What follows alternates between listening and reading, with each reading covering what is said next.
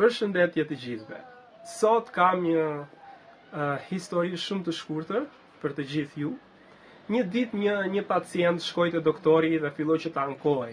Doktor, sot kam dhimbje shumë të mëdha në gjithë trupin, më dhëm stomaku, më dhëm koka, ndihem sikur do vdes, sikur do më bjerë të fikët, sikur do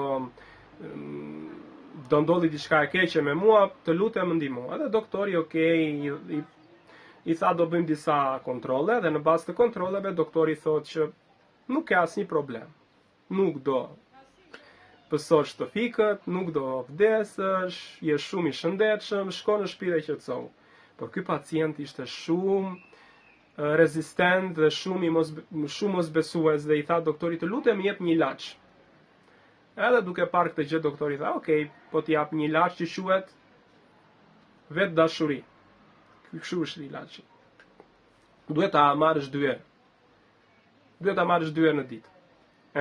Okej, tha pacienti, po sikur ky ilaç nuk do më funksionoj, çfarë do ndodh? Në këtë rast doktori tha, rrite pak dozën, nuk është asnjë problem.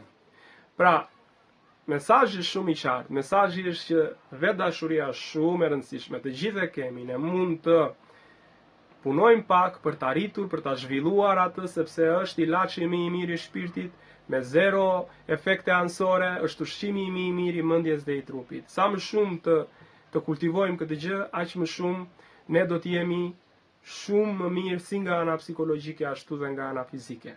Faleminderit shumë, ju lutem mos harroni që të pëlqeni, ndani dhe komentoni në videot e mia.